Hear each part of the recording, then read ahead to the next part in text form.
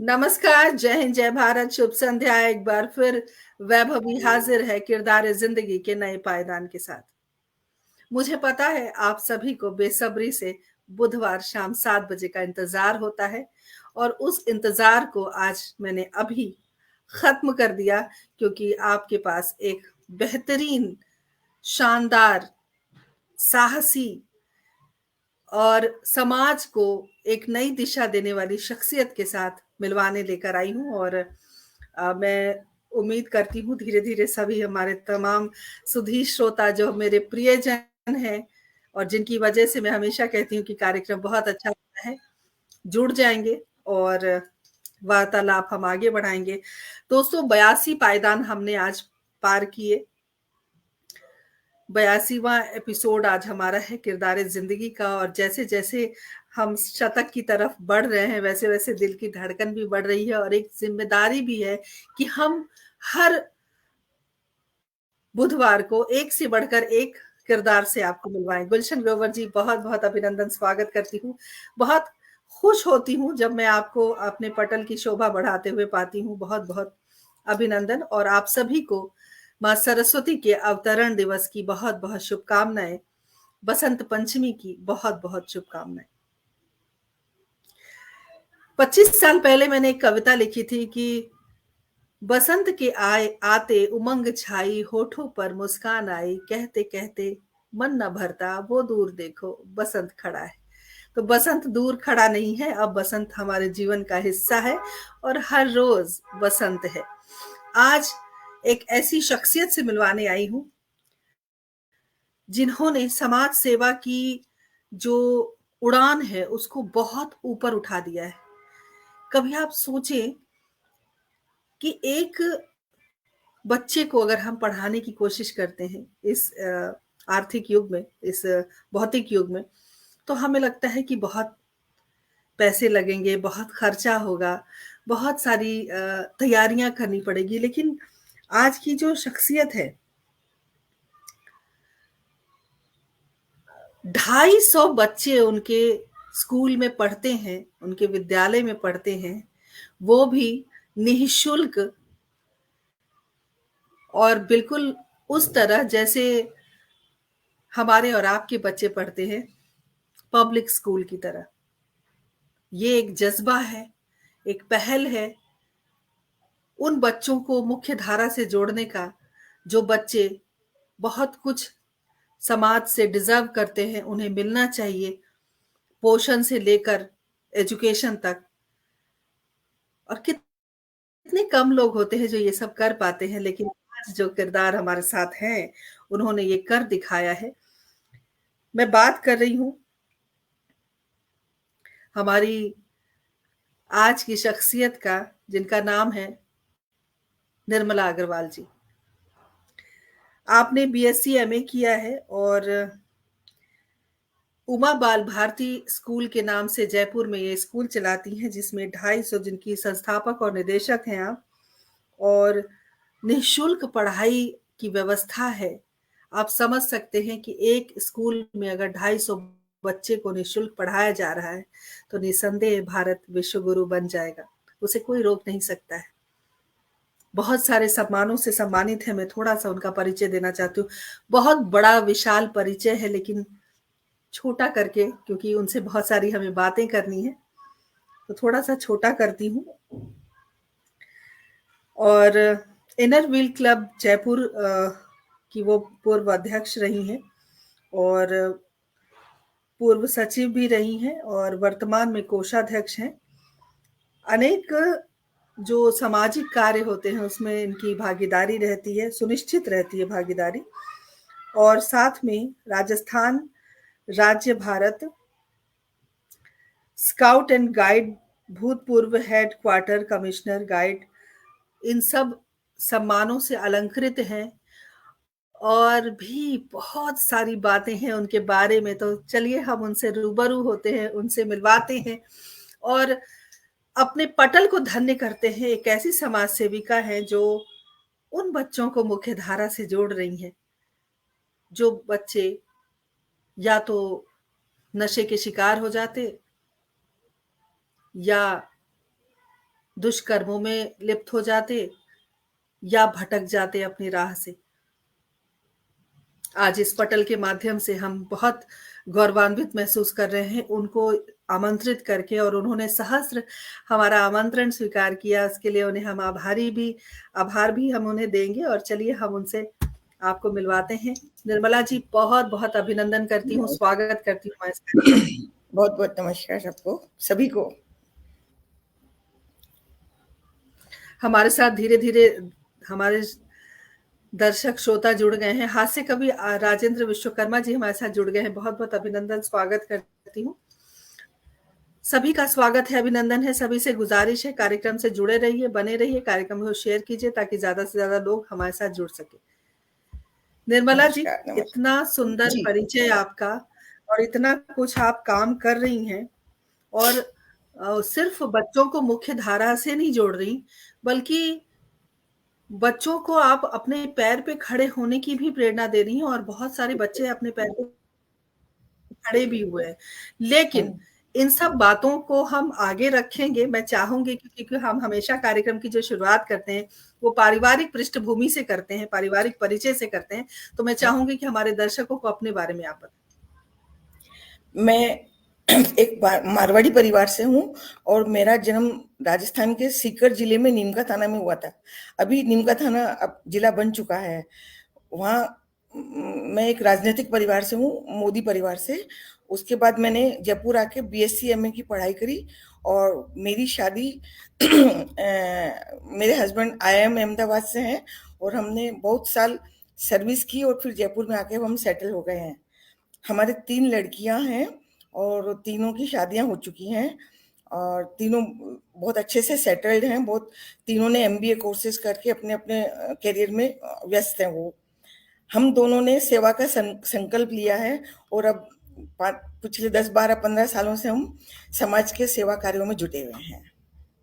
और विशेषकर शिक्षा के क्षेत्र में हमारा ज़्यादा रुझान है क्योंकि हम अपने जहाँ मेरी शादी हुई थी कुचामन सिटी, वहाँ भी हम लोग स्कूलों को गोद लेके उनके सरकारी स्कूलों को गोद लिया हुआ है हमने और उनमें हमने काफ़ी काम किया है।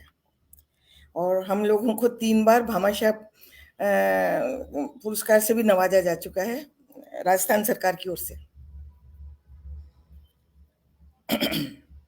बहुत बढ़िया, उमा बाल पूरा भट्ट परिवार। उमा जी, बाल भट्ट जी, बताऊँ उमा बताएँ, बाल भारती स्कूल का?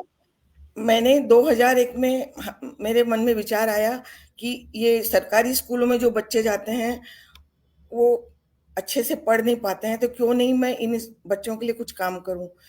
मेरे बड़े ब्रदर का एक सीबीएसई स्कूल है, वहाँ मैंने मेरे भाई से बात करी, तो उन्होंने मुझे सुझाव दिया कि तुम इसी स्कूल में इन बच्चों को पढ़ाना शुरू करो। और हमने 10 बच्चों से शुरू किया था 2001 में। आज मेरे पास 260 बच्चे अध्ययनरत हैं।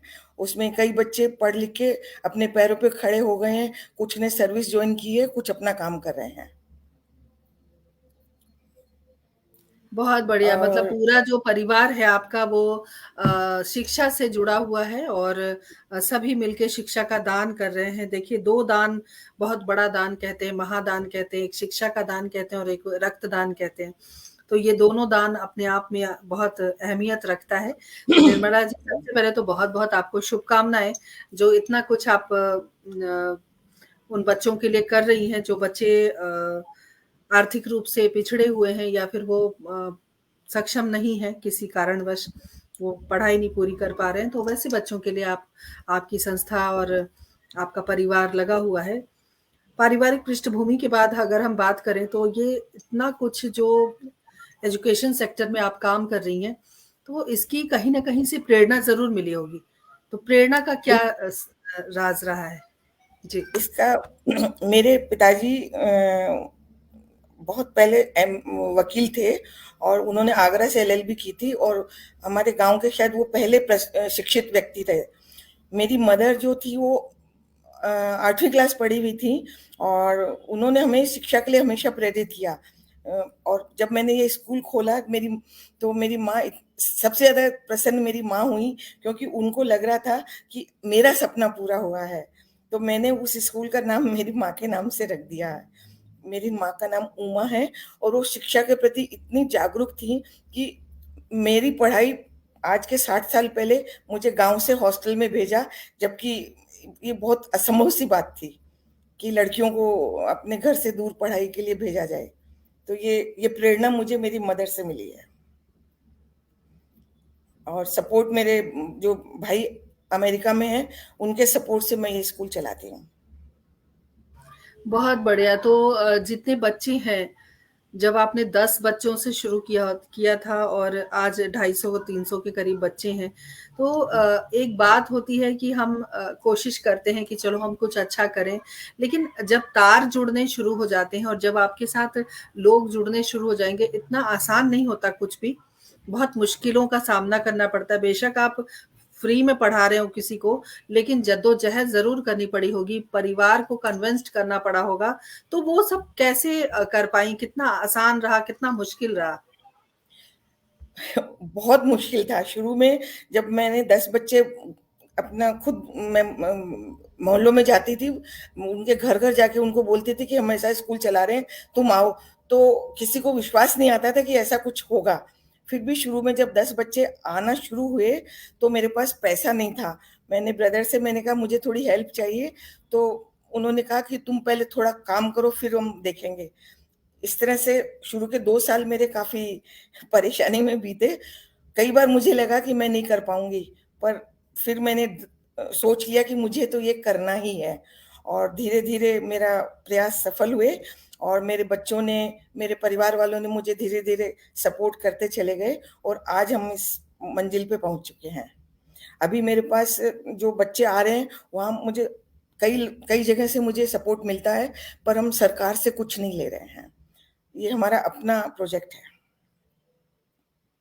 तो क्या सरकार की तरफ से कोई पहल हुई या कभी ऐसा हाँ, कुछ आपके पास कोई प्रस्ताव आया? आया 2-3 बार आया, पर हम समहाउ मतलब नॉट इंटरेस्टेड, मतलब हमको लगा कि हम अपना कर सकते हैं तो हम सरकार की सहायता क्यों लें? और दूसरी बात ये कि थोड़ा पेपर वर्क भी ज़्यादा हो जाता है, उसमें उलझ जाते हैं हम लोग, तो हमने सोचा इट्स बेटर बा कि अपना बाकी की चीज़ें फिर वो सफ़र करेंगी, इसलिए भी आपने सोचा कि इतनी झंझट कौन पाले? क्योंकि वाक़ई अगर कहीं से अनुदान लेना है तो बहुत पापड़ बेलने पड़ते हैं, बहुत इतना तो पापड़ मुझे भी बेलने पता पड़ते है। जी, हैं। जी, मैं समझ सकती हूँ बहुत पे। हाँ, अगर कुछ लोग अगर जैसे हाँ, अपनी स्वेच्छा से डोनेशन करते हैं तो वो अलग बात है। लेकिन जो सरकारी प्रक्रिया है वो बहुत ज़्यादा, आपको पता है, सबको पता है कि बहुत मुश्किल है। हमारे साथ दिल्ली की प्रसिद्ध कवयित्री निधि भार्गव मान भी जुड़ गई हैं। अभिनंदन है, स्वागत है और बसंत पंचमी की शुभकामनाएँ दे रही हैं। आपको भी शुभकामनाएँ, सभी को शुभकामनाएँ। सभी से एक ही गुज़ारिश करती हूँ, कार्यक्रम को शेयर करते रहिए और जुड़े रहिए, बने रहिए। प्रमिला जी। वैसे मैं एक बात बताना चाहती हूँ जी, कि जी, इन ज़रूर, बच्चों ज़रूर। में वो टैलेंट है। अगर इनके साथ मेहनत करी जाए, तो ये बच्चे, इनका जो पिकअप है वो इतना फ़ास्ट है कि हम सोच भी नहीं सकते हैं। अभी कुछ दिन पहले मैंने एक प्रोग्राम किया था सस्टेनेबिलिटी के ऊपर, तो इन बच्चों ने इतना अच्छे से पार्टिसिपेट करके सबको चौंका दिया था कि ये बच्चे भी सोचते हैं इस बारे में। तो कई बार मुझे लगता है कि अगर इनको अवसर दिया जाए तो ये बच्चे बहुत कुछ कर सकते हैं और बड़े अच्छे बच्चे हैं, बहुत आज्ञाकारी हैं। कोई मत आप कभी जभी भी जयपुर आप आओ, स्कूल में ज़रूर आना है और आप अपने आप महसूस करेंगे कि बिल्कुल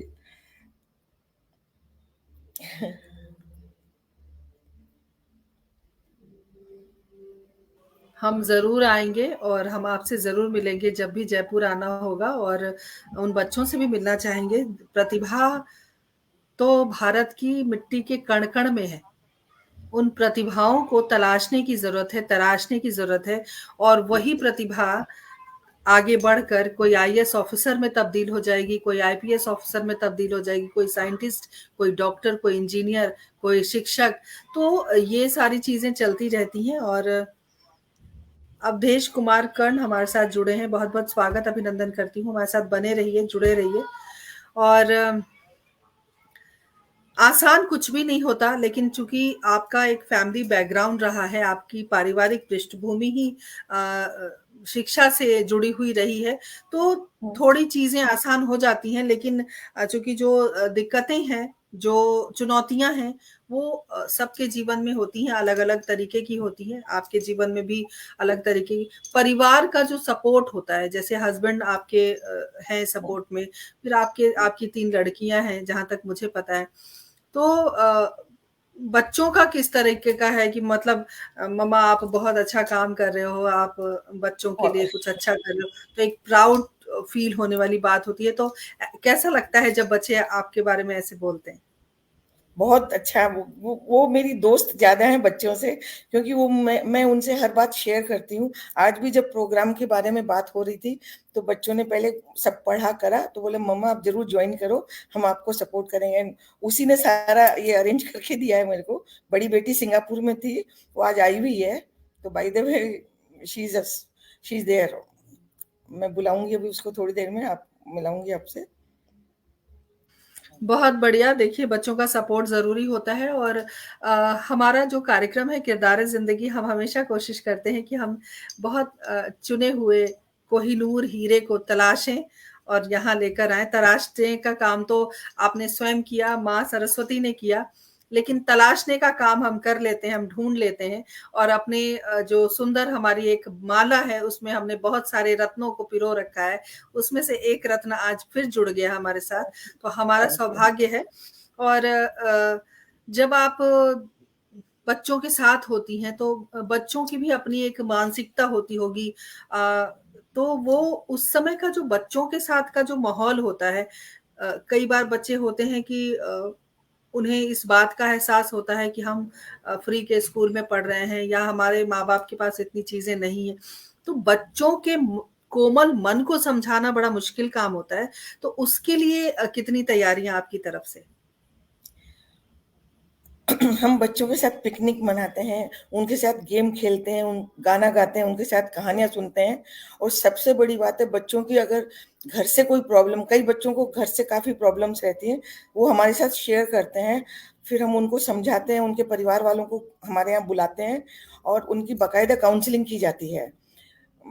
मेरा कहने का मतलब ये है कि शिक्षा के साथ-साथ हम उनकी जो पारिवारिक समस्याएँ हैं, उनमें भी उनको निवारण करने का कोशिश करते हैं। क्योंकि आपको पता है वैभव कि जो ये लोग जिस फैमिली से आते हैं, उसमें महिलाएँ ही ज़्यादा काम करती हैं, पुरुष पुरुष कम काम करते हैं और जभी भी हम पेरेंट टीचर मीटिंग रखते हैं, तो महिलाएँ ही आती हैं हमारे पास और वो अपनी समस्याएँ जब हमको बताती हैं, तो हम उनका कुछ न कुछ निवारण करने की कोशिश करते हैं।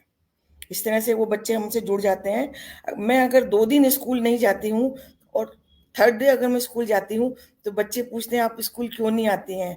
आप स्कूल रोज़ आया करिए।" इस तरह से हमारा जुड़ाव है उनसे तो और आपकी हमने आपकी तरफ से जो बच्चे हैं चूँकि मिडल स्कूल के की पढ़ाई होती है तो 7वीं 8वीं तक पढ़ाई होती होगी स्कूल में। जी, तो उस समय तक बच्चे टीनेजर होते हैं तो सेक्स एजुकेशन आप देते हो स्कूल में बच्चों को? हाँ, वो बेड टेस्ट, क्योंकि गुड टेस्ट, जिस बैड टेस्ट की बैकग्राउंड से बाकायदा बच्चे आ रहे हैं, काउंसलिंग होती उन है बच्चों के साथ और दिक्कतें होती होंगी। हम लोग काउंसलिंग करते हैं, उनकी वर्कशॉप करते हैं और जो लड़कियाँ होती हैं, उनको हर मंथ में हम सैनिटरी नैपकिन्स की डिस्ट्रीब्यूशन करते हैं और बच्चों को हाइजीन के बारे में हम हर मंथ में एक वर्कशॉप रखते हैं, जो बताते हैं सारा हाइजीन। सबसे बड़ी बात है वैभव, ये जो टॉयलेट्स हम लोग इनको यूज़ करने के लिए देते हैं, सीबीएसई स्कूल के स्टैंडर्ड के, वो उनको बताते हैं कि इस तरह से अपने घरों में तुम क्लीन रखो। तो एक है बचपन से ही उनको ये हाइजीन के बारे में अगर अवेयर किया जाए तो आई थिंक हेल्थ की भी काफ़ी समस्याएँ कुछ हद तक सब ठीक हो सकती हैं। हमने पुराने जो हमारे स्टूडेंट्स पास आउट हो चुके हैं, उनकी भी एक ओल्ड स्टूडेंट्स का हमने बाकायदा ग्रुप बना रखा है और साल में हम उनको एक बार बुलाते हैं। उनके साथ हम लोग प्रोग्राम रखते हैं। उनको पूछते हैं कि हम बच्चों को बताओ आप इन बच्चों को तुमको इस स्कूल से क्या मिला है? और उनके साथ कुछ एंटरटेनमेंट प्रोग्राम्स भी रखते हैं हम लोग।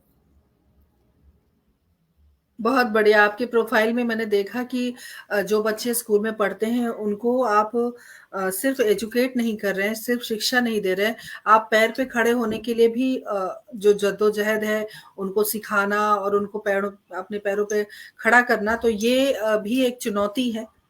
क्योंकि स्कूल में पढ़ाना और साथ में पैर पे खड़े होने के लिए प्रेरणा देना या उसके लिए अलग से चाहे फंड हो, चाहे जो उनकी जो सिखाना हो कोई भी चीज़, तो ये सब इतना आसान नहीं होता। तो कितना माइंड सेट है आपका कि मुझे ये भी करना है, वो भी करना है, तो इतना कुछ छोटी-सी उम्र है और आप तो 73 इयर्स ओल्ड हैं।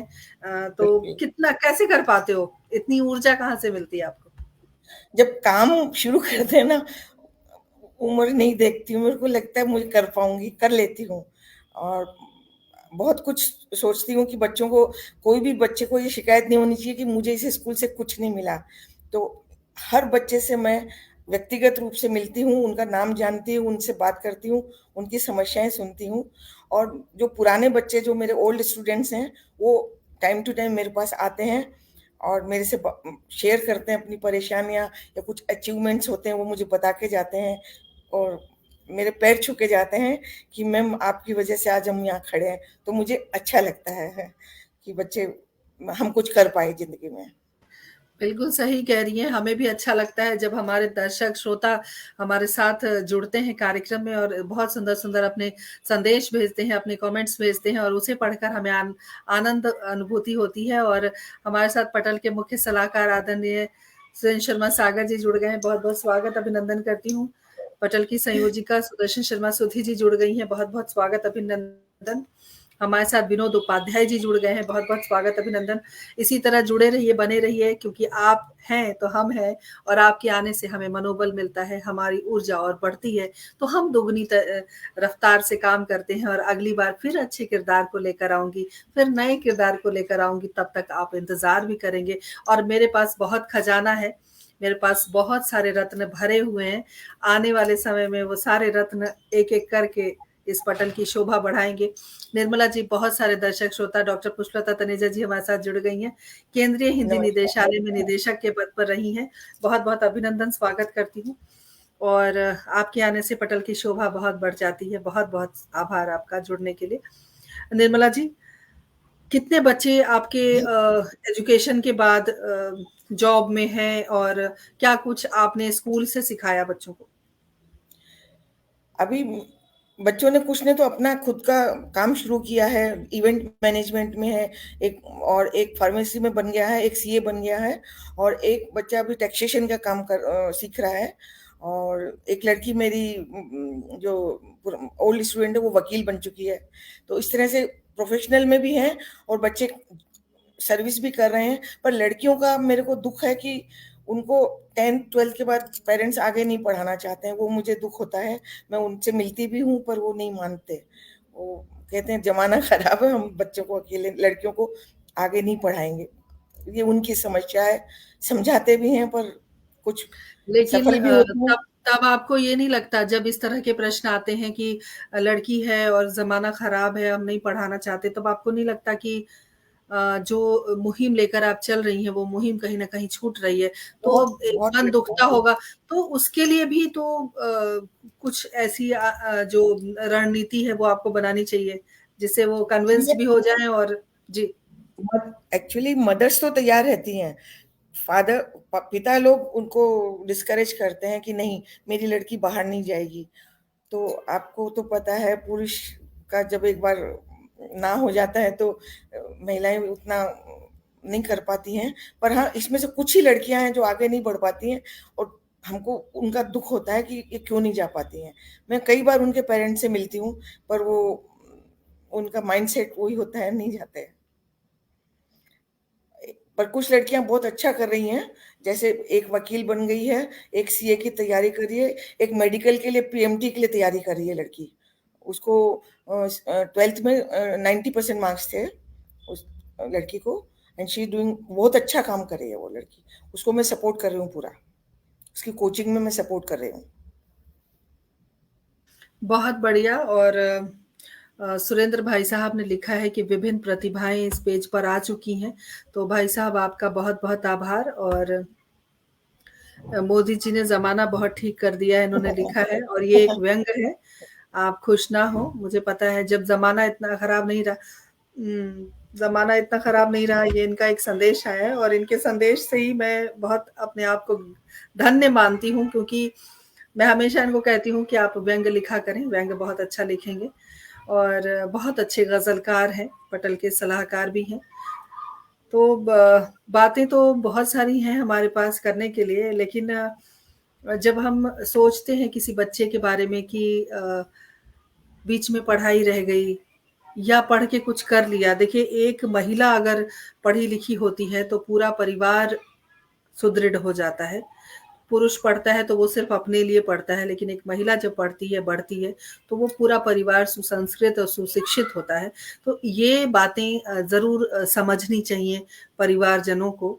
और मुझे लगता है ये जब कार्यक्रम आपके उन बच्चों के परिवार में पहुँचेगा, तो शायद कुछ उनके ज़हन में कोई ऐसी बात आए जो उन्हें लगे कि नहीं, हमारे बच्चों को पढ़ाना चाहिए। और इस कार्यक्रम के माध्यम से आपके स्कूल के तमाम पेरेंट्स को मैं यही कहूँगी कि ज़रूर आप अपनी बेटियों को पढ़ाएँ, अपने बेटों को पढ़ाएँ, और बेटियों को शिक्षित करना बहुत ज़रूरी है।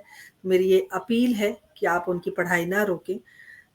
तो निर्मला जी, जब काम करते हैं हम, वो भी ज़मीन पर, ज़मीन से जुड़े हुए होते हैं, हाँ, तो पैर खींचने वालों की कोई कमी नहीं होती, आपको बिल्कुल। गिराने वालों की कोई कमी नहीं होती। तो उस समय कौन-सा जो रामबाण है या ब्रह्म वाक्य है जो आपको ऊर्जा देती है और आप उसी तरह ठिठक के खड़े रहते हो, दृढ़ निश्चयी कि नहीं, मुझे जो करना है वो मुझे करना है? क्योंकि जब आप आगे बढ़ते हो तो पीछे करने वाले बहुत लोग होते हैं। क्या कभी ऐसा कुछ हुआ आपके साथ? शेयर करना मैं चाहेंगी? इसमें मैं इसमें बहुत भाग्यशाली रही हूँ कि मेरा पैर खींचने वाला कोई नहीं था। 90% मुझे सपोर्ट रहा। कुछ लोगों ने कुछ कमेंट्स किए, उसकी मैंने चिंता नहीं करी, क्योंकि मेरा निश्चय पक्का था और मुझे ये करना था। और मैं एक चीज़ और बताऊँगी, मेरे पास जो बच्चे हैं उसमें से 75% लड़कियाँ ही हैं मेरे पास, और वो बहुत अच्छा पढ़ती हैं। और मैं उनको प्रमोट भी इसीलिए करती हूँ कि एक लड़की को अगर शिक्षित किया जाए तो एक परिवार शिक्षित होता है, वो उनको समझाती भी हूँ। और लड़कियाँ बहुत अच्छा काम करें, क्लास में अगर नंबर देखा जाए तो पोजीशन भी वो लड़कियाँ ही लाती हैं ज़्यादातर।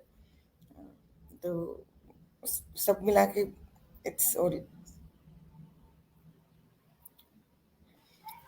बहुत सारे संदेश आ रहे हैं आज के कार्यक्रम में, हमारे साथ बहुत सारे दर्शक श्रोता जुड़े हुए हैं। सभी से एक ही मैं सबको अपील नमस्कार करती हूँ भाई। कि आप सब कार्यक्रम को शेयर करते रहें और हमारे साथ बने रहें। बिल्कुल बहुत कम लोग होते हैं जो आपकी तरह भाग्यशाली होते हैं, जो उन्हें लगता है कि चलो चीज़ें सब बिल्कुल अनुकूल चल रही हैं और ईश्वर की भी थोड़ी कृपा होती है। लेकिन कभी कोई ऐसा वाक़या आपके इन शिक्षा के दौरान बच्चों को पढ़ाते वक़्त कुछ ऐसा, कोई ऐसी घटना जो आपको याद आती है, या तो आपका मन आह्लादित हो जाता है या भाव विभोर हो जाता है, या खुश हो जाती हैं आप? तो क्या हमारे दर्शकों से आप शेयर करना चाहेंगी कोई ऐसी बात जो आप चाहती हैं कि इस पटल के माध्यम से लोगों तक पहुँचे? हमारे स्कूल में बहुत सारे अच्छे महापुरुषों का फुटफॉल हुआ है। जैसे वाणी जयराम हमारे स्कूल में आई थी, फिर तरुण गांधी हमारे स्कूल में आए थे, और ये आप जो जितने भी उस समय मिनिस्टर्स थे उन्होंने हमारे यहाँ एक वर्कशॉप रखी थी हमारे स्कूल के लिए। तो इतने सारे लोगों का अगर फुटफॉल होता है तो हम लोग को भाव विभोर होना जायज है, क्योंकि जब मुझे लगता था कि इतना छोटे से काम के लिए इतना बड़ा रेस्पॉन्स अगर मुझे मिल रहा है तो इससे बड़ी बात क्या हो सकती है। क्योंकि ये तो एक छोटा सा प्रयास है वैभव, कुछ भी नहीं है समस्याओं को देखते हुए, पर अगर इसको लोग जानते हैं या लोग इसके बारे में बात करते हैं तो बहुत अच्छा लगता है। और लोग उमा बाल भारती स्कूल के नाम से अगर मुझे जानते हैं तो मुझे खुशी होती है, बहुत अच्छा लगता है। और कई बार जो बात मुझे खलती है वो कई बार हमारा जो मेन स्कूल है वो सीबीएसई स्कूल है, उसमें कुछ नॉर्म्स हैं, इंग्लिश मीडियम स्कूल है, बच्चों को अलग तरह का कल्चर है वहाँ पे, तो अगर हमारे बच्चे उनसे मिक्सअप होना चाहते हैं, तो वो कई बार नहीं हो पाते हैं। वो मुझे थोड़ा फ़ील हो जाता है कि बच्चों में क्यों इतनी असमानता। तो ये उनके पेरेंट्स को सोचना चाहिए कि बच्चे-बच्चे सब एक से हैं। तो कई बार इस चीज़ को मुझे दुःख होता है कि ये भावना क्यों आती है उनके मन में कि ये गरीब बच्चे हैं। तो मैं उनकी प्रिंसिपल से मिली थी कि मैं इनका प्लीज़ आप अपने बच्चों से कहिए कि हमारे बच्चों को गरीब नहीं बोलें। वो गरीब नहीं हैं, वो आर्थिक रूप से पिछड़े हुए बच्चे हैं, जो कि हम उनको मुख्य धारा में लाने की कोशिश कर रहे हैं। उनको ये महसूस करवा रहे हैं कि तुम भी उसी तरह की शिक्षा लो जो ये बच्चे ले रहे हैं। इस तरह से हम लोग इसको बैलेंस करके चलते हैं। देखिए, ये तो बच्चे जब आगे बढ़ेंगे, बच्चे पढ़ेंगे और बच्चे जब नाम रोशन करेंगे, तो वो अपने आप मुख्य धारा से जुड़ भी जाएँगे और उन तमाम जो कुबुद्धि वाले लोग हैं, जो छोटी सोच वाले लोग हैं, जो हाँ, संकीर्ण सोच वाले लोग हैं, उनको भी एक सबक मिलेगा कि आप फिर वो देखकर वो चीज़ें चेंज हो जाती हैं, बदल जाती हैं। मेरा ऐसा मानना है। हमारे साथ मोनीश साहब जुड़े हैं, बहुत-बहुत अभिनंदन है, स्वागत है। जुड़े रहिए, बने रहिए और हमारे साथ मनोज कुमार जी जुड़े हैं, बहुत-बहुत स्वागत अभिनंदन करती हूँ। हास्य कवि आदरणीय राजेंद्र विश्वकर्मा जी लगातार जुड़े हुए हैं, उन्होंने वाह-वाह की झड़ी लगा दी है और थैंक यू, थैंक यू। सभी बसंत पंचमी की शुभकामनाएँ भी दे रहे हैं और मोनीश साहब ने लिखा कि बहुत सुंदर प्रस्तुति, बहुत-बहुत शुक्रिया। और सराहनीय कदम आदरणीय सुरेंद्र भाई साहब ने लिखा है। ज़ाहिर-सी बात है सराहनीय कदम तो है क्योंकि एक बच्चे को हम अपने घर के खुद के बच्चे को पढ़ाते हैं तो हमें लगता है कि बाप रे! इतना खर्चा हो रहा है, इतनी महँगाई है, इतनी किताबें इतनी महँगी हैं और बाकी सारी चीज़ें फीस महँगी है। और वहाँ पर जब आप इतने बच्चों को निःशुल्क पढ़ा रही हैं, माँ-बाप के ऊपर कोई बोझ नहीं है, ना तो किताबों का बोझ है, ना किसी और चीज़ का बोझ है। तो उन माँ-बाप को बहुत गौरवान्वित होना चाहिए कि उनके जीवन में एक निर्मला अग्रवाल जी हैं, जिन्होंने उनके बच्चे की नैया को पार लगाया है। तो मैं इस पटल के माध्यम से भी बहुत-बहुत आपका अभिनंदन करती हूँ। बहुत नेक कार्य आप कर रही हैं। भविष्य की क्या योजनाएँ हैं निर्मला जी? क्या कुछ और करना है आपको? अगर उमा बाल भारती की बात करें तो मैं चाह रही हूँ कि इनके कुछ बच्चे, जैसा कि आप कह रहे हैं, कोई डॉक्टर बने, कोई इंजीनियर बने, कोई आईएएस अफसर बने, वो तो सभी का सपना होता है। पर मेरा सपना कुछ अलग है। मेरा मेरा सपना है कि मेरे स्कूल से, उमा बाल भारती स्कूल से निकले हुए बच्चे सभ्य बने, एक सभ्य नागरिक बने, जो कि आज के टाइम में आप जब सड़कों पे भीड़ देखते हैं और बहुत अलग-अलग तरह की घटनाएँ अपने को देखने को मिलती हैं, उसमें हमारे स्कूल के बच्चे इन्वॉल्व नहीं हो, तो मैं अपने आप के एजुकेशन को सार्थक मानूँगी। क्योंकि हज़ारों में डॉक्टर्स कितने बनेंगे, इंजीनियर कितने बनेंगे, पर अगर सभ्य नागरिक बन जाते हैं, तो एक अच्छे समाज की कल्पना मैं करती हूँ इसमें। बहुत तो बढ़िया, बहुत उम्दा सोच है आपकी और बहुत सही भी कहा आपने कि अगर एक अच्छा नागरिक बच्चा बनता है, चाहे वो आपके घर का हो, मेरे घर का हो या समाज का बच्चा हो, तो उसी से चीज़ें बहुत बदल जाती हैं और देश और समाज जो है हमारा वो सही दिशा में जाता है और हम सब यही कामना कर सकते हैं कि सब कुछ अच्छा हो और कहते हैं ना कि पॉजिटिव थिंक रखना बहुत ज़रूरी है। हम अच्छा सोचेंगे तो अच्छा ज़रूर होगा। तो सोचने की भी एक ज़रूरत है और मैं तमाम उन माँ-बाप से भी अपील करना चाहती हूँ इस कार्यक्रम के माध्यम से, ये कार्यक्रम जहाँ-जहाँ तक जाएगा कि अपने बच्चों के लिए हमेशा सकारात्मक सोच रखें। खुद के लिए भी सकारात्मक सोच रखें और दूसरों के लिए भी सकारात्मक सोच रखें क्योंकि ये सकारात्मक ऊर्जा आपको भी आगे लेकर जाएगी और तमाम जो आपसे जुड़े हुए व्यक्ति हैं, चाहे वो समाज के आपके मित्र हों, रिश्तेदार हों या जो भी आस-पड़ोस के लोग हों, तो इस बात का ज़रूर ध्यान रखें जैसे कि निर्मला जी ने शुरू से ही जब से हम इस प्रोग्राम को हमने शुरू किया, किरदार ज़िंदगी का आज का एपिसोड, शुरू से आप बहुत सकारात्मक हैं और ये एक ऊर्जा है जो आपको संबल प्रदान करती है आगे बढ़ने के लिए। तो निर्मला जी, आपके जी, बच्चों के साथ जो बिताए पल हैं, क्या ऐसा कोई पल है जिसको आप कभी भूल नहीं सकती हैं? बहुत सारे हैं। जब उनको मैं बच्चों को जो 10वीं पास करने के लिए जब बच्चे बोर्ड के लिए एग्जाम के लिए जाते हैं, तो हम उनको गुड गुड लक के लिए कुछ देते हैं और उसके बाद उनकी फेयरवेल करते हैं। तो फेयरवेल में जब वो हमारे लिए कुछ लिख के लाते हैं, बड़े अच्छे-अच्छे स्लोगन्स, बड़ी अच्छी भावनाएँ लेके आते हैं, तो बहुत अच्छा लगता है कि बच्चे हमारे बारे में कितना मतलब भावुक होके सोचते हैं। और कितने बच्चे तो आके रोने लग जाते हैं कि मैम हम आपके स्कूल से को छोड़ना नहीं चाहते हैं। उस समय बड़ा अच्छा लगता है, बहुत अच्छा लगता है। और शिक्षक दिवस के दिन इतने कार्ड्स मेरे पास कम से कम 100 कार्ड आते हैं। अलग-अलग बच्चे अलग-अलग कुछ दोहे बनाएँगे, कुछ कविताएँ लिख के लाएँगे, कुछ बना के मेरे लिए लाते हैं, तो मुझे बहुत अच्छा लगता है कि मैं इस काबिल हूँ कि बच्चे मुझे ये सब लिखते हैं। अपने आप पे थोड़ा गर्व भी लगता है और खुशी भी लगती है। और बस ये भावना बनी रहे बच्चों में, और मैं बच्चों के प्रति इतना ही भावना उनके प्रति लगाव रखे रखूँ, ये मेरी हार्दिक इच्छा है। आने वाले बच्चों को भी मैं इसी तरह से प्यार करती रहूँ। मेरे पास बाहर से भी बहुत लोग विज़िट करने आते हैं, अमेरिका से, सिंगापुर से और इंग्लैंड से। तो वो पेरेंट्स कहते हैं इन बच्चों को आपके पास रखो पूरे दिन आपके स्कूल के बच्चों के साथ। तो वो पूरे दिन हमारे बच्चों के साथ समय बिताते हैं और उसके बाद इतने अच्छे रिव्यूज़ लिखते हैं कि हमको इतना अच्छा लगा उनसे मिलके, तो अच्छा लगता है। बिल्कुल कितने भावुक पल हैं वो अभी आपके चेहरे से, आपकी आँखों से वो पल को हम महसूस कर पा रहे हैं निर्मला जी। और बहुत खुश होने वाली बात है कि एक ऐसा जीवन कहते हैं ना 84 लाख योनियों के बाद एक मनुष्य योनि मिलती है और उस योनि में भी हम कुछ अच्छे काम करते हैं, तो जो सुकून जो खुशी मिलती है, वो खुशी और सुकून आपके चेहरे पर इस वक़्त हम देख पा रहे हैं और बहुत अच्छा भी लग रहा है। और देखिए निधि जी ने लिखा है शानदार शख्सियत, तो ये थैंक यू। पूंजी है जो आपने कमाई है, आप वाक़ई समाज के लिए प्रेरणा है। संदेश मैं आप तक पहुँचाना चाहती हूँ, शानदार सोच। और संजय जी हमारे साथ जुड़ गए हैं, अभिनंदन, स्वागत है।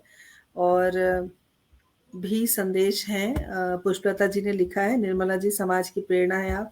तो इस तरह के संदेश जब आते हैं तो लगता है कि चलो हाँ, कुछ जीवन हाँ, में हमने किया। हाँ, और बच्चे हैं, तो परेशानियाँ भी हैं, क्योंकि जिस उम्र में बच्चे हैं, उस उम्र में गलतियाँ होंगी, स्वाभाविक है ये।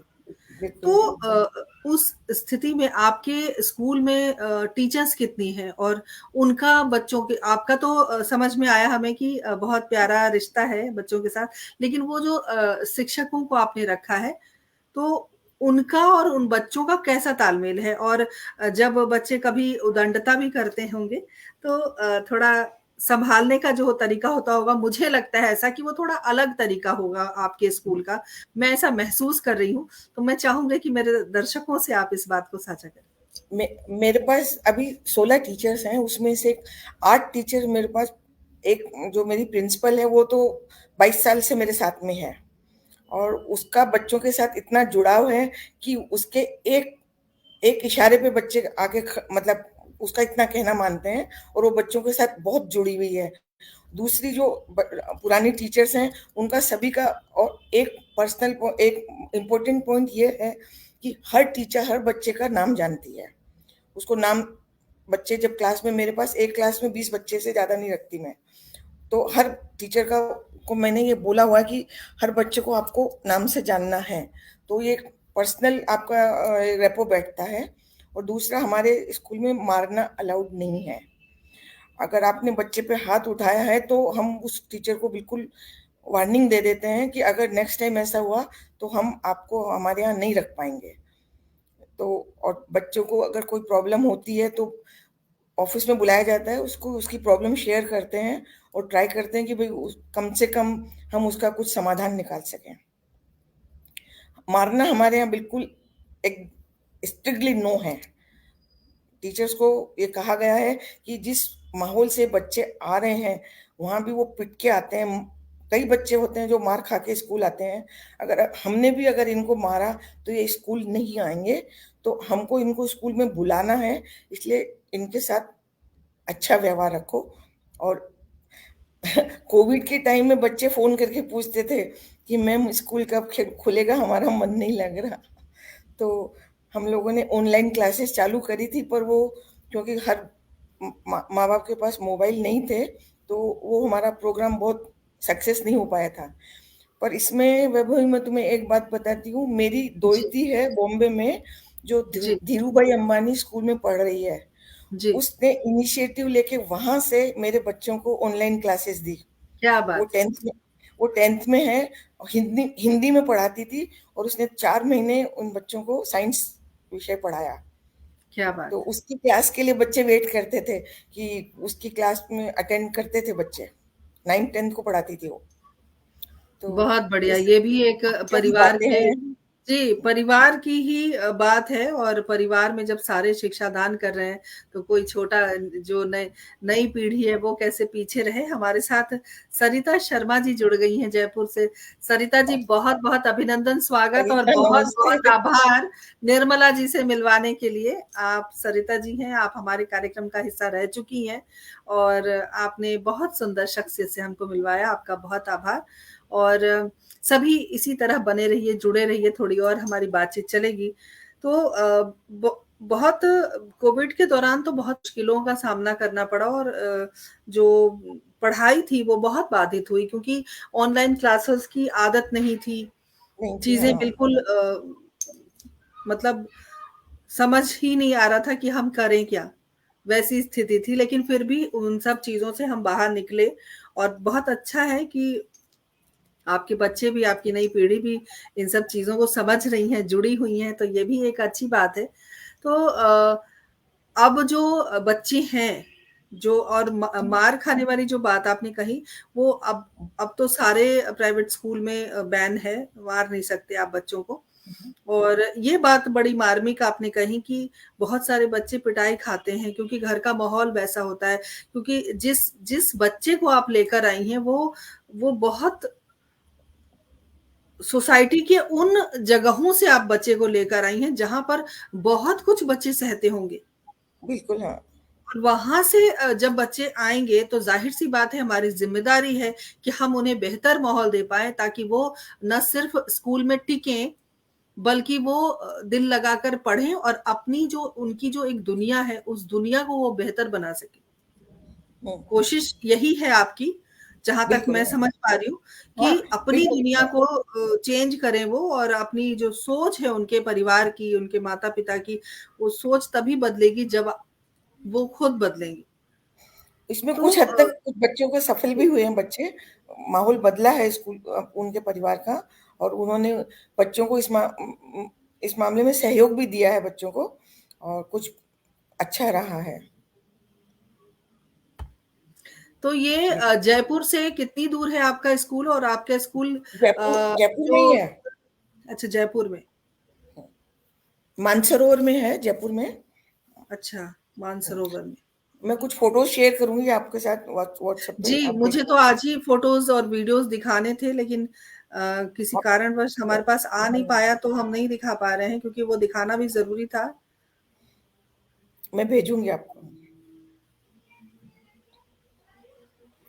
हमारा सरिता जी ने लिखा है कि आपको ज़्यादा जानने के लिए आपसे मिलना पड़ेगा और बिल्कुल, वाक़ई हाँ। हम ज़रूर मिलेंगे जब भी जयपुर जाना होगा तो आपसे ज़रूर मिलकर आएँगे और कैसे समय बीत रहा है निर्मला जी इतनी बातें हमने की और पता ही नहीं चला समय अपना पंख लगा के उड़ रहा है लेकिन जो बातें होती हैं आपके व्यक्तिगत जीवन की या उन उतार-चढ़ाव की या एक ज़िंदगी को देखने का एक तरीका होता है, एक मायना होता है, तो ज़िंदगी को किस तरीके से आप देखती हैं और आपका जो बचपन रहा है, वो कैसा रहा है? इतनी संजीदा आप रही हैं बचपन में या थोड़ी नटखट थी, नॉटी थी, वो भी हम जानना चाहेंगे। मैं जब 3 साल की थी तब मेरे पिताजी का देहांत हो गया था, और क्योंकि हम लोग जॉइंट फैमिली से थे, तो हम हमारे घर में हम लोग 20 बच्चे थे, मेरे ताऊ जी, चाचा जी और सबके। तो माँ को काफ़ी परेशानियों का सामना करना पड़ता था, क्योंकि इतने सारे बच्चे, वो सब जॉइंट फैमिली में रहना और बच्चों के साथ रहना पर हमको वो समय आज तक हम भूल नहीं पाए। जो प्यार हम उस समय महसूस कर पाते थे, वो आज हमारे बच्चों में जो कजिन्स वगैरह होते हैं उनमें उतना मेल मिलाप नहीं हो पाता है जितना हम लोगों ने अपने कजिन्स के साथ करा था। और गांव में हम लोग एक साथ जब खाना खाने बैठते थे, बहुत अच्छा लगता था। फिर धीरे धीरे सब दूर होते चले गए और अब तो आपस में मिलना भी कम होना लग गया। पर जब भी मिलते हैं बहुत दिल से मिलते हैं और बहुत अच्छे से मिलते हैं। फिर मेरी शादी हो गई थी जब मैं 20 साल की थी, और मेरे पति बिरलास में काफ़ी सीनियर पोस्ट पे रहे हुए हैं। इन्होंने बिट्स पिलानी से इंजीनियरिंग करके और आईआईएम अहमदाबाद से एमबीए किया है। और हम चीफ एग्जीक्यूटिव की पोस्ट से इन्होंने रिजाइन करके अब जयपुर आके सेटल हो गए हम लोग। वहाँ यहाँ हमने अपना बिजनेस किया। फिर जब तीनों बच्चों की शादी हो गई, लड़कियां थी, अपने अपने घर चली गई, तो सोचा कि क्या करना है अब। समाज सेवा में लगते हैं क्योंकि काम अपने पास करके क्या करेंगे। इसलिए हमने ये बीड़ा उठाया कि शिक्षा के क्षेत्र में कुछ किया जाए। और इस संदर्भ में हम दोनों का एक ही विचार है। ये भी मेरे को पूरा सहयोग देते हैं और मैं भी, तो मिलके हम लोग इतना कर पा रहे हैं। और इस स्कूल को चलाने में देखिए, जब तक किसी भी महिला का, किसी भी पत्नी का पति से सहयोग नहीं मिले तो आप इतना काम नहीं कर पाते हैं। और इनका मुझे भरपूर सहयोग मिलता है, इंस्पिरेशन मिलती है इनसे। इनसे कितनी बार मैं बहुत सारी बातें इनसे समझती हूँ, तब इतना सब कर पाती हूँ। जी ये मेरा। बिल्कुल सही आप कह रही हैं, सपोर्ट मिलना बहुत ज़रूरी है। हर जो महिला है, जो सशक्तिकरण की ओर है, जो सशक्त है, उसके पीछे एक पुरुष है, और हर उस पुरुष जो सशक्त है, उसके पीछे एक महिला है, और इसको नकारा नहीं जा सकता बिल्कुल भी। लेकिन पुष्पलता तनेजा जी का एक प्रश्न है कि लाड़-प्यार में बच्चों को बिगाड़ दिया जाता है, इसके बारे में आपको क्या कहना है? कुछ बच्चे हैं जो लाड़-प्यार में बिगड़ जाते हैं। पर मेरे पास जो बच्चे आते हैं वो बेसिकली लाड़ प्यार वाले नहीं होते हैं, मार खाने वाले ज्यादा होते हैं। मम्मी डांटेगी, पापा मारेंगे, इस तरह के शब्द ज्यादा काम में लेते हैं वो। मेरे हमारे बच्चों को हमने इतना लाड़ प्यार नहीं दिया, हमेशा एक डिसिप्लिन मेंटेन करा है। जब भी जो मेरी तीनों लड़कियां हैं, उनके भी लड़कियां ही हैं और बहुत अच्छी शिक्षा ले रही हैं। मेरी बड़ी वाली बेटी की 2 बेटियां हैं, वो अमेरिका में पढ़ाई कर रही हैं। और ये जो दूसरी बेटी है, उसकी बेटी धीरूभाई अंबानी स्कूल में पढ़ रही है। और एक बेटी मेरी बेंगलोर में है, उसकी बेटी भी वहाँ के बड़े प्रसिद्ध स्कूल में पढ़ रही है। तो एजुकेशन से लाड़ प्यार पर कंट्रोल तो है थोड़ा सा, क्योंकि मैं बिगड़ने नहीं देती। और मेरे बच्चों को भी शायद यही शिक्षा मिली है। वैभव, मेरी बेटी से मिलना चाहोगे? जी, ज़रूर, ज़रूर, ज़रूर। मैं जी। जी। ओह गॉड, ओके। हाय। हेलो, कैसे हो आप? अब मैं बिल्कुल ठीक हूँ, आप कैसे हैं? हम भी अच्छे हैं, और हमारे तमाम जो सुधी श्रोता इस वक़्त जुड़े हुए हैं, हमारे दर्शक जुड़े हुए हैं, वो सब आपसे मिलके बहुत खुश होंगे। और थैंक मम्मी यू। को आपने कनेक्ट करवाया, उसके लिए भी आपका धन्यवाद, क्योंकि अगर आप नहीं, कनेक्ट नहीं कर पाती तो मम्मी से हमारी आज बातचीत नहीं हो पाती। और इतना अच्छा परिवार है, बहुत-बहुत आपको बधाई, शुभकामनाएँ। इसी तरह आप आगे बढ़ते रहिए और मम्मी का सपोर्ट करते रहिए। नहीं कुछ जी, कहना बिल्कुल चाहेंगे मम्मी हमारे दर्शकों से? नहीं, मम्मी मेरी इंस्पिरेशन है, तो मेरे लिए बहुत अच्छा लग रहा है कि मम्मी को ऐसा मौका मिला है।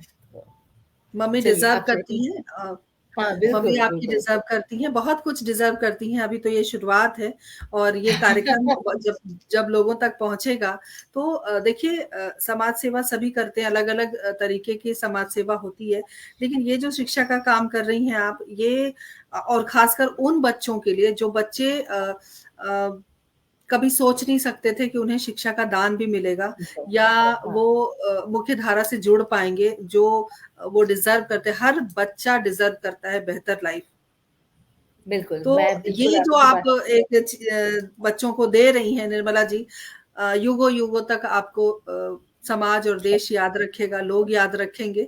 और बहुत अच्छा कार्यक्रम आप चला रही हैं, बहुत अच्छा काम आप कर रही हैं, और निसंदेह ये जो काम है, कहते हैं ना, जग में अच्छा काम करो, अपना ऊँचा नाम करो, तो अपने आपका काम ही आपका जो नाम है, यश है, वो बढ़ाएगा। और उन तमाम जो माँ-बाप हैं, जिनके बच्चों को आप शिक्षा दे रही हैं, जिनके बच्चों को आप बेहतर इंसान बनना सिखा रही हैं, उनकी इतनी सारी दुआएँ आपके साथ हैं, तो सब कुछ अच्छा ही होगा। और कहते हैं ना, सर्वे भवन्तु सुखिनः, सर्वे सन्तु सर्वे निरामया, सुखिनः। सब खुश रहें, सब निरोग रहें, सब सुखी रहें। बिल्कुल। हम जब ऐसी कल्पना करते हैं, तो समाज ज़रूर आगे बढ़ता है। और मैं चाहूँगी कि हमारे दर्शकों को आप चलते-चलते कोई संदेश दें, हमारे उन माता-पिता को संदेश दें जो गरीबी रेखा के नीचे हैं, लेकिन अपने बच्चों को पढ़ाना नहीं चाहते। और इस पटल के माध्यम से मैं एक बात ज़रूर कहना चाहती हूँ, मेरी जो हेल्पर हैं, जो हमारे घर में काम करती हैं, मैं बहुत गौरवान्वित हूँ ये कहते हुए, उनके 3 बच्चे हैं और तीनों बच्चों को वो पब्लिक स्कूल में पढ़ाती हैं और कहती हैं कि जो मैं कर रही हूँ, वो मेरे बच्चे ना करें। तो आप समझ सकती हैं कि उस महिला की सोच, वो घर-घर काम इसलिए कर रही हैं कि वो अपने बच्चे को अच्छी शिक्षा दे सकें और उनके बच्चे वो ना करें जो उन्होंने किया और उन्होंने इतनी मेहनत की। तो ऐसे माँ-बाप को सलाम है, ऐसे माँ-बाप को हम प्रेरणा स्रोत समझते हैं, जो अपने बच्चों को इस तरीके से परवरिश दे रहे हैं, इस तरीके से शिक्षा दे रहे हैं। तो क्या कहना चाहेंगी हमारे दर्शकों से?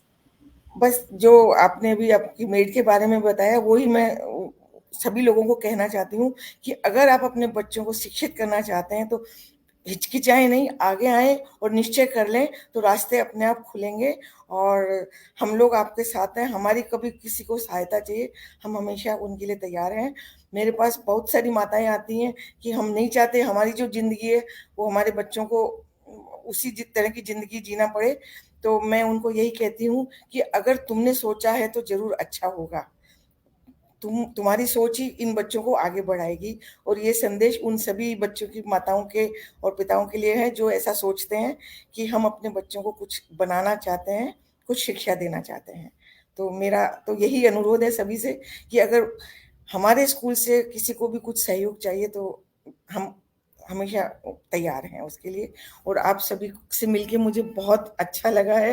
वैभवी, तुमने मुझे इतना अवसर दिया है कि मैं इसकी कल्पना भी नहीं कर सकती थी कि मुझे इतने बड़े प्लेटफॉर्म पे आना पड़ेगा।